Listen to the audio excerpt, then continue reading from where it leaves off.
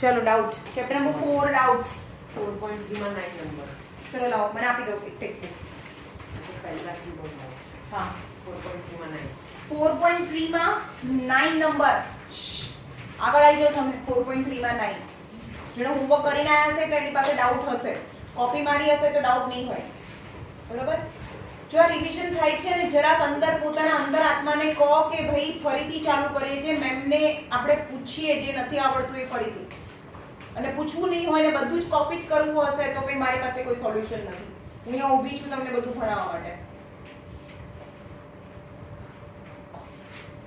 Two water taps આ કઈ exercise છે 4.3 થોડું ઈઝી થી ચાલુ કરી આ થોડું હાર્ડ છે હમણાં છેલ્લે કરાવવા બરાબર થઈ ગયો 4.2 માં આ સમ ડિલીટ થઈ ગયા શું 8 9 10 3 4 તોય કરીએ 4.2 માં 6 નંબર 4.2 માં 6 નંબર જો અહીંયા 4.2 માં 6 નંબર ક્વેશ્ચન આખો લખતી નથી બધા પાસે ટેક્સ્ટ બુક છે ને જે વિડિયો જેવો છે એ ટેક્સ્ટ બુક માં જોઈ લે 4.2 number question number 6 A cottage industry produce a certain number of pottery articles in a day એક દિવસમાં certain number suppose pottery article यानी પોટ્સ બનાવે છે તો એક દિવસમાં x પોટ બનાવે છે ખબર નહીં કેટલા દિવસના કેટલા પોટ બનાવે છે ખબર નહીં પણ certain number of બનાવે છે It was observed on a particular day the cost of production of each article is શું છે cost of production of each article is 3 more than twice the number of article produced on that day. Total cost of production is 90 rupees. Find the number of article. Find number of article produced. Number of article produced. Cost પણ find ये तो છે ને cost of each article is 3 rupees more than twice and cost of each article સાંભળો હવે suppose એક આ pot છે એક આર્ટિકલ છે એક વસ્તુ છે તમને ફાઇન્ડ જે કરવાનું છે ને સપોઝ કરીએ find the number of article produce on a certain day એક દિવસ છે સપોઝ આજનો જ દિવસ રહી અને એક માણસ છે પોટ બનાવે છે તો તમને પૂછ્યું છે કે આજના દિવસમાં નંબર ઓફ આર્ટિકલ્સ કે નંબર ઓફ પોટ્સ કેટલા બનાવ્યા સમજ્યું late number of article produced is equal to x article आवा सपोज x article बनावे 10 बनावे समझ में cost of production of each article is 3 more than twice the number of article produced on that day तो cost of each article એટલે કે એક પોટની price કેટલી cost of production of each article is 3 more છે 3 more છે કોના કરતા twice the number of article produced તો આર્ટિકલ કેટલા પ્રોડ્યુસ થાય એક દિવસમાં x twice the number of article produced આટલા રૂપીસ એક પોટની કિંમત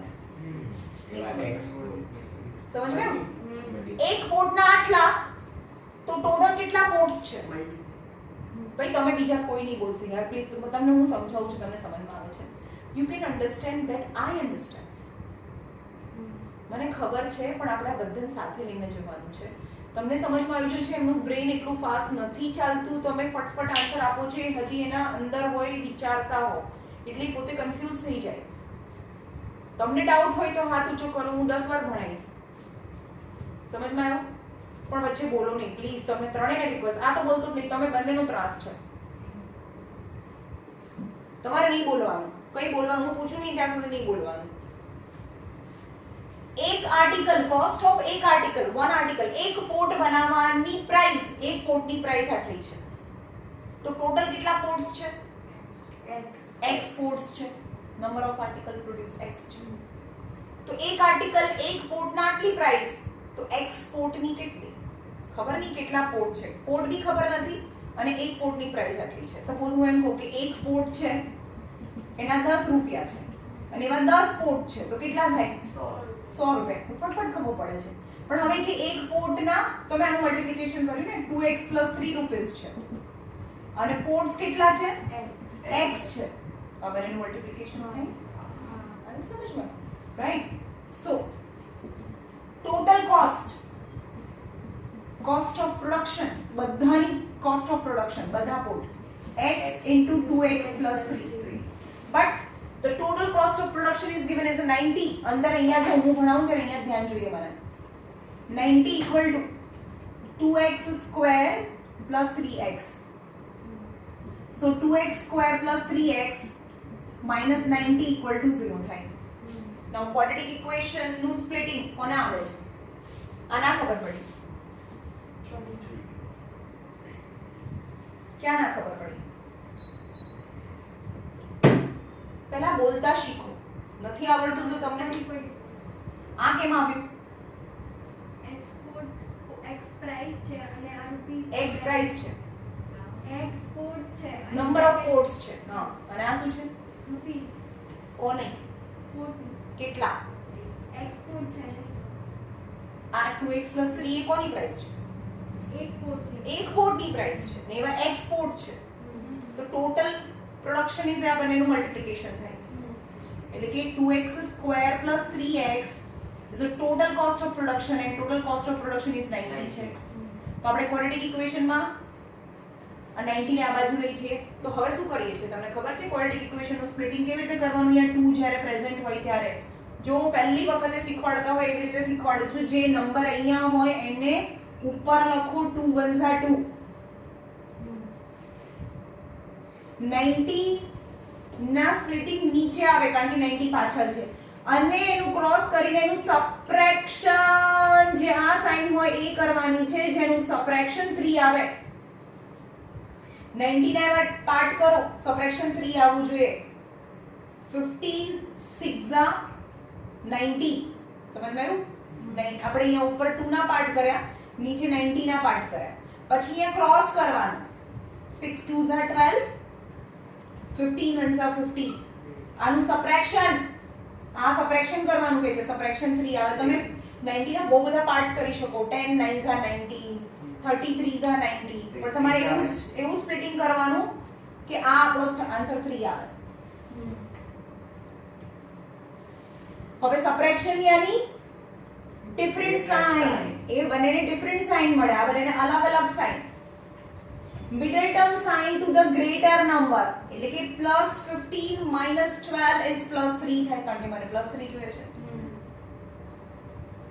હવે તમે આનાથી સમ કરી શકો આનાથી સમ કરવાનો હોય એટલે કે મિડલ ટર્મ નું સ્પ્લિટિંગ કરીએ તો 2x સ્ક્વેર + 3x ની જગ્યાએ +15x - 12x - 90 મૂકીએ જો એક જ વખત સમ કરીશ આના પછીના સ્ટેપમાં બધા વખતે હું ડાયરેક્ટ આન્સર મૂકીશ આના પરથી સમજાવું છું આમાંથી x કોમન નીકાળીએ તો 2x + 15 માઈનસ અહીંયા x જ અંદર 2 વધે છે ને તો અહીંયા પણ 2 જોઈએ છે તો અહીંયા 6 કોમન નીકળશે 6 6 2 12 જ્યારે પણ માઈનસ ની સાઇન કોમન હોય inside bracket sign will change 15 6 90 15 6 90 6 કેવી રીતે આવ્યું તો એના સ્પ્લિટિંગ કરવા પડે તમે 12 છે 2 6 2 3 અને 3 1 હવે 90 ના કરીએ પાર્ટ તો 2 45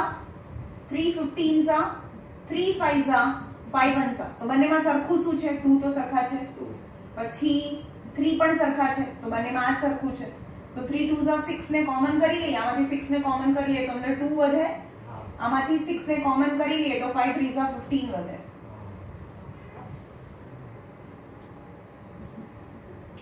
0 ચલો હવે બંને બ્રેકેટ કમ્પલસરી સરખા આવવા જોઈએ તો 2x + 15 તો અહીંયા x - 6. હવે દરેક વખતે હું આખો સમ નહીં કરું.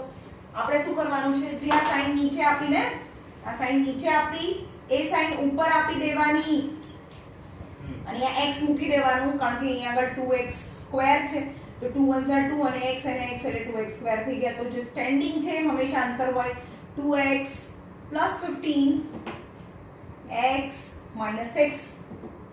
ડાયરેક્ટ આ લાઈન પછી હું દરેક વખતે આ લાઈન લખીશ. મેં ફરીથી સમજાવ્યું. પહેલા આનું સ્પ્લિટિંગ કરવાનું, પછી આનું સ્પ્લિટિંગ કરવાનું નીચે. હવે આ સબટ્રેક્શન હોય તો આ ક્રોસ કરવાનું અને સબટ્રેક્શન હોય તો સબટ્રેક્શન કરવાનું. સપોઝ અહીંયા એડિશન હોય તો એ બંને નંબરનું એડિશન કરવાનું. પણ અહીંયા સબટ્રેક્શન છે, સબટ્રેક્શન તો સબટ્રેક્શન તો શું કરવાનું, સબટ્રેક્શન એટલે બંનેના અલગ અલગ સાઈન પડે. બંનેના અલગ અલગ સાઈન પણ મિડલ ટર્મની સાઈન ગ્રેટર નંબરને મળે. સમજમાં આવ્યું? અહીંયા 27x હોત તો -27x અહીંયા પ્લસ હોત તો શું કરે? ચાલો બોલો. આવું જ છે. આ સ્પ્લિટિંગ 2 * 1 અને 15 6 * 90 6 2 * 12 અને 15. હવે આ શું કહેવા માંગે છે કે એડિશન કરો. ચલો ભાઈ એડિશન કરો, આ બંનેનું એડિશન કરો તો 27 થઈ ગયું. હા, હવે એડિશન નો મતલબ થાય, એડિશન ક્યારે થાય? જ્યારે બંનેને સરખી સાઈન હોય, બંનેને સરખી સાઈન. તો મને તો -27 જોઈએ છે, તો -27 ક્યારે થાય? જ્યારે -15 -12 હોય ત્યારે -27 થાય. એડિશન એની same sign, both have middle term sign. અને ઉપર આ માઈનસ ની સાઈન આપી દો અને x અને x, તો ત્યારે આન્સર આવે 2x - 15 x - 6. સમજમાં આવ્યું? ડાયરેક્ટ આન્સર હું બોલું છું, આ સ્ટેન્ડિંગ આન્સર છે, આ લાઈન પછી સીધો આન્સર આવે.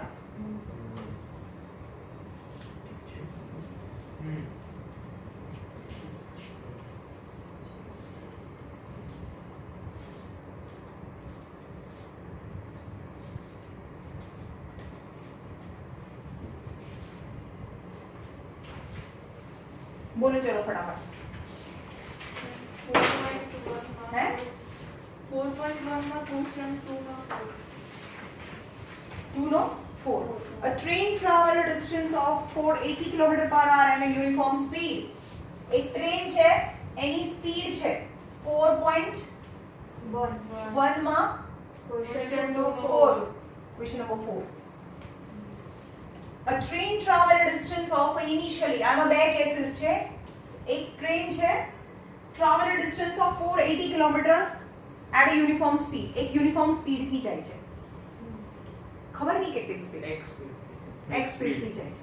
અને એને કેટલું ડિસ્ટન્સ કવર કરવાનું છે? અહીંયાથી બોમ્બે સુધીનું સપોઝ 500 કિલોમીટર, પણ અહીંયા 480 કિલોમીટરનું ડિસ્ટન્સ છે. 480 કિલોમીટરનું ડિસ્ટન્સ કવર કરવાનું છે અને એની સ્પીડ ખબર નથી, એ જ ફાઇન્ડ કરવાની છે. If the speed, if નો મતલબ સેકન્ડ કેસ આવે તો અહીંયા લખવાનું ઓરિજિનલી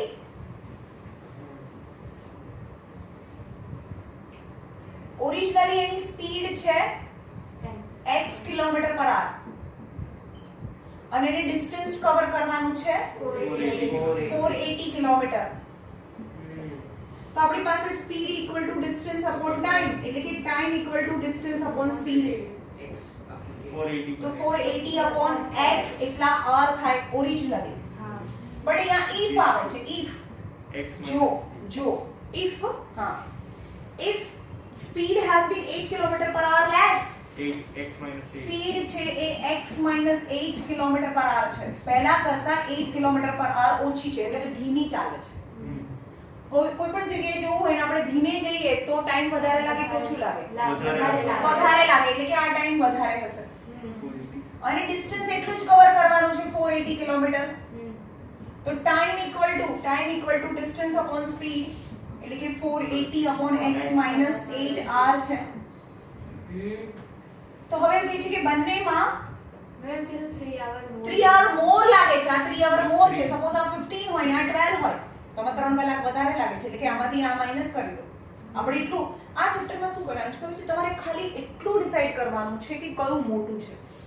મોટામાંથી નાનું માઈનસ કરવાનું. સપોઝ હું એમ કહું કે અહીંયા આગળ 5/x + 1 x + y છે અને 5/x - y છે, તો કયું મોટું કહેવાય? આ બંનેમાં કયું મોટું કહેવાય? કયો મોટો નંબર કહેવાય? x + y. આખો નંબર કયો મોટો કહેવાય?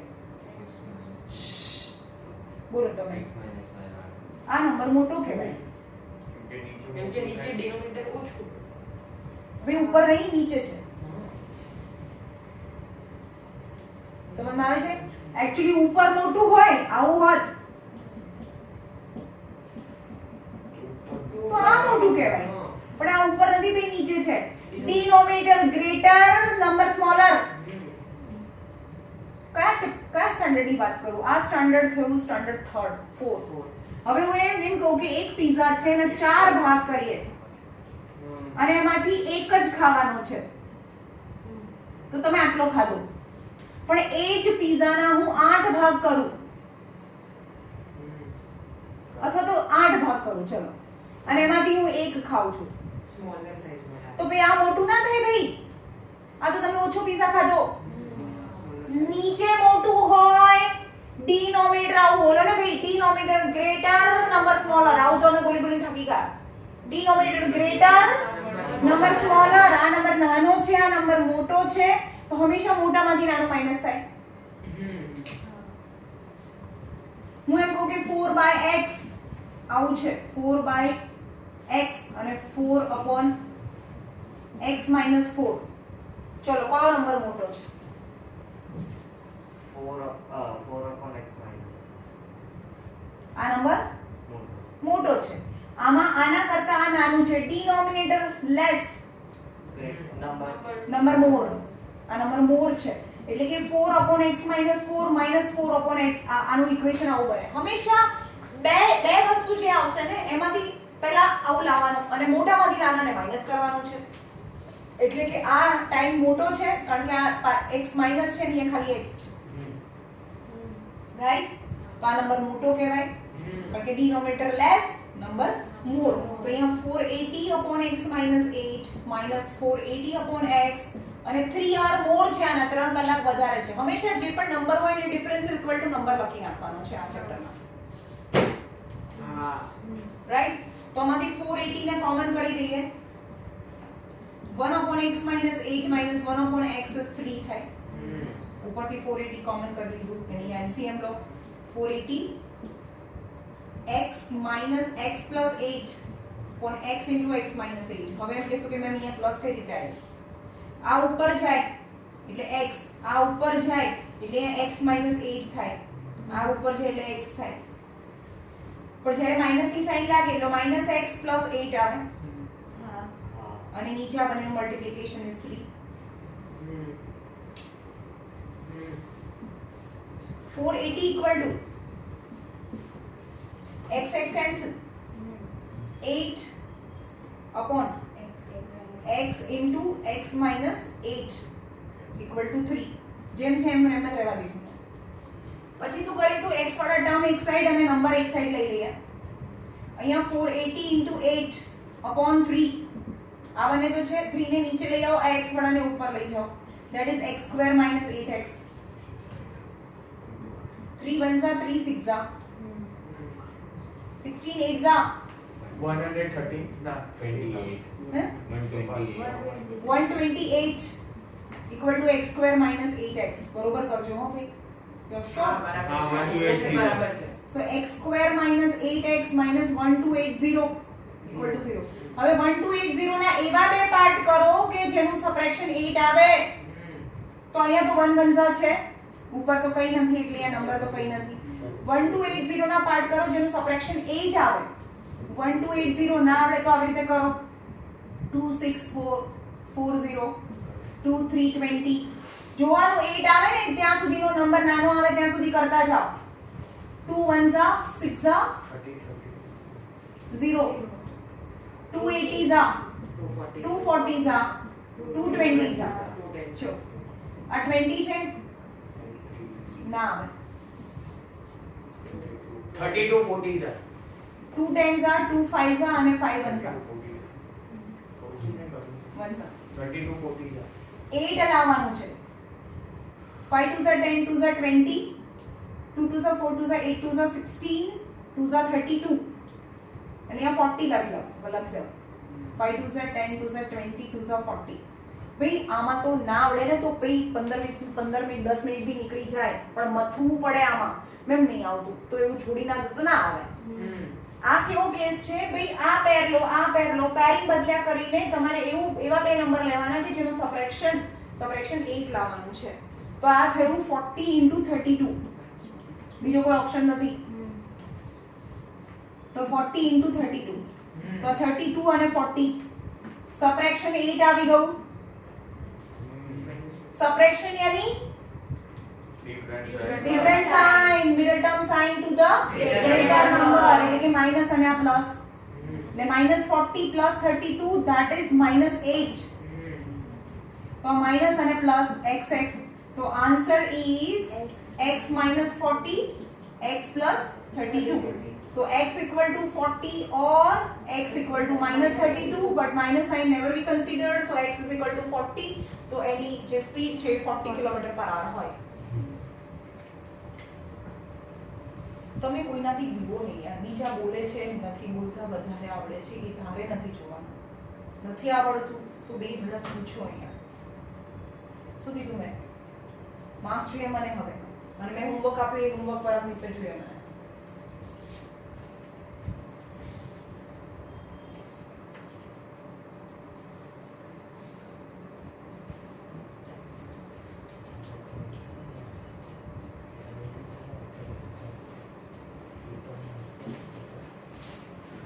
કાલે બી આપણે કરીશું આના ડાઉટ પરમ દિવસે ટેસ્ટ છે ને તો કાલે બી ડાઉટ કરીશું કાલે તો ટેસ્ટ છે નહીં એટલે કાલે આજનો હોમવર્ક એક જ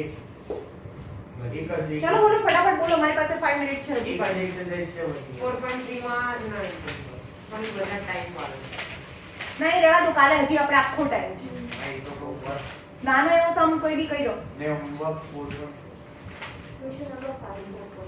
આજે હોમવર્ક 4.4 છે ક્વેશ્ચન નંબર 5. શેમાં 4.3 માં. 4.3 માં question number 5 In a class test, the sum of Shefali's marks in mathematics and English is 30. Question number 5. 4.3 mark. 4.3 mark. Question number 5. In a class test, the sum of Shefali's marks in a class test, sum of marks in maths plus English is 40 છે બે marks છે એનું સમ પણ 30 છે 30 છે 30 had she got 2 marks more in maths had she got 2 marks more in maths and 3 marks less in English. The product of their marks product of their marks will be 210. Find marks એ બોલ છે in both. જો અહીંયા આ originally કહીએ હંમેશા આમાં બે વસ્તુ હશે ઓરિજિનલી અને if અથવા had if ઓરિજિનલી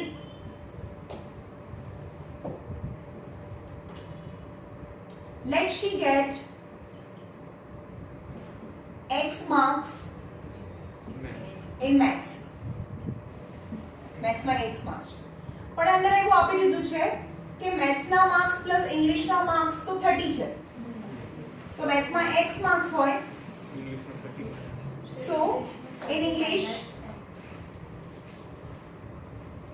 તમારે આવું નહીં લખવાનું આખું લખવાનું is 30 minus s x marks થાય આ ઓરિજિનલી આટલું છે એટલે કે મેથ્સ ના માર્ક્સ અને ઇંગ્લિશ ના માર્ક્સ આટલા હોય if વાળામાં કરીએ she got 2 marks more in maths તો maths માં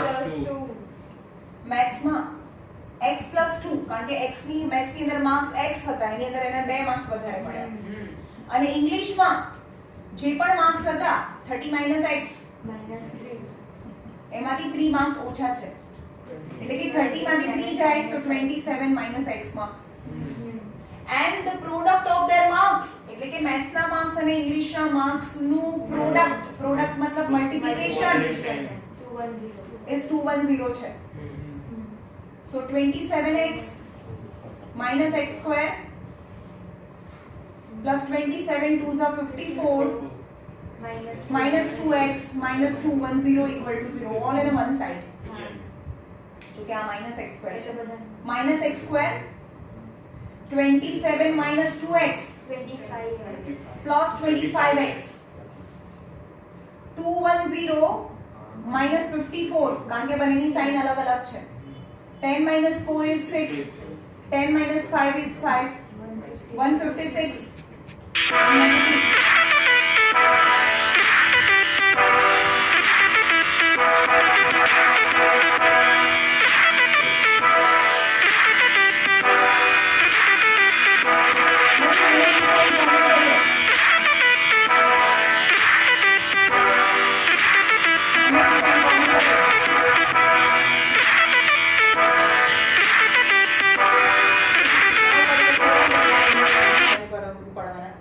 માઇનસ ની સાઇન કારણ કે આગળ પહેલું જે ટર્મ છે એ ક્યારે માઇનસ ના હોય એટલે કે બધામાંથી માઇનસ ની સાઇન કોમન કરીએ તો અહીંયા x સ્ક્વેર -25x 156 થાય હવે માઇનસ ની સાઇન 0 ને આપી દઈએ તો 0 તો પ્લસ બી ના હોય માઇનસ બી ના હોય હવે શું કરવાનું છે બોલો તમે આનું શું કરવાનું છે 156 ને એવા પાર્ટ કરવાના જેને એડિશન 25.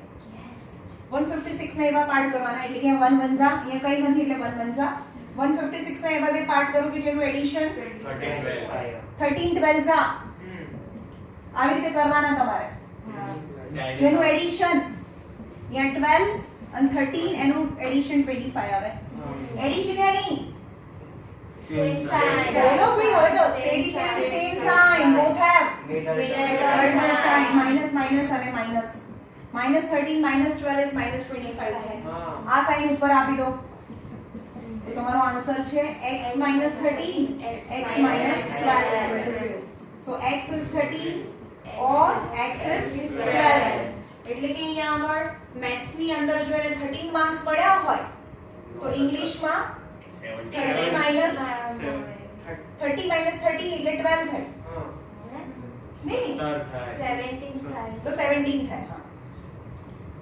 હા